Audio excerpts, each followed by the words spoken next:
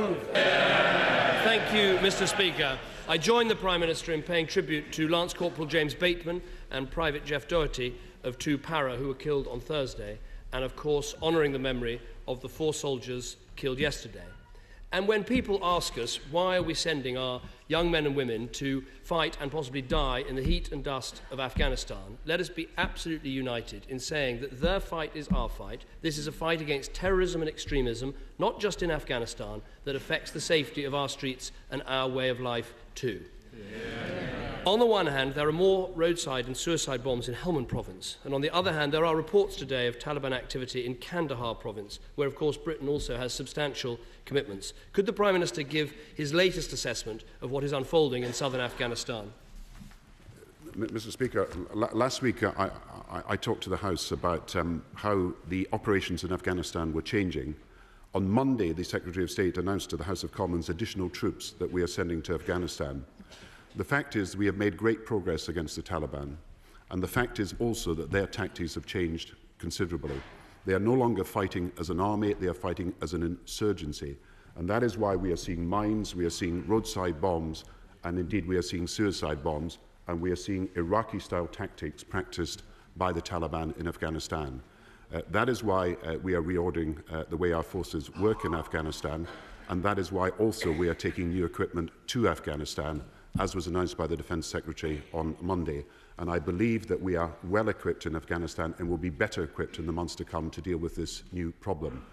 That being said, I think we are also making progress on economic and social development in Afghanistan, on trying to give more powers to local people to run their own affairs, and trying to persuade the central government to tackle corruption and, of course, to tackle the drugs trade with greater rigour and with greater determination. So our strategy in Afghanistan is to deal with the insurgency.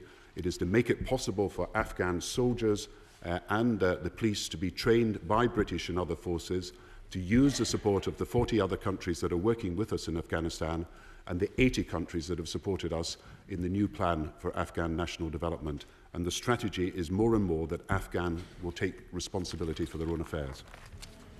Thank you, Mr. Speaker. I'm very grateful for that answer. And obviously the Prime Minister is absolutely right that this is a counter-insurgency campaign. And isn't all the evidence of the past that in order to defeat a counter-insurgency campaign, we need complete unity of command? And obviously at the moment we have the NATO-led ISAF command and the American-led Operation Enduring Freedom Command. And there is always a risk of them pulling in different directions. As the Prime Minister knows, I've raised this many times before. I know how aware he is of this and that he is trying to make sure we get this right for the future. Can he tell us what progress is being made in turning them into one single unified command?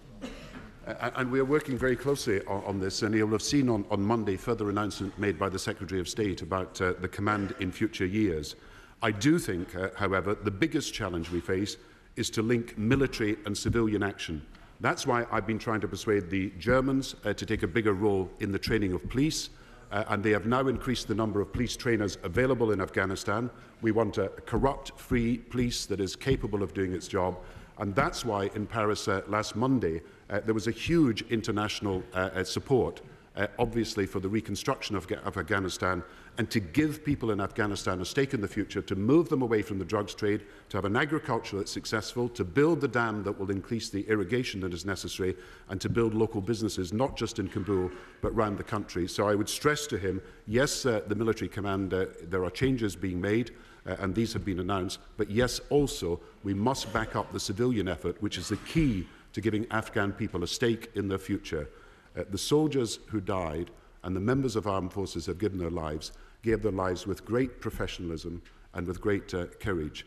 And as all the House is saying, they have died for a noble cause, and the freedoms that we have in Britain are in no small part due to the fact that we have taken on the Taliban in Afghanistan and refused them to allow to break the democracy of Afghanistan.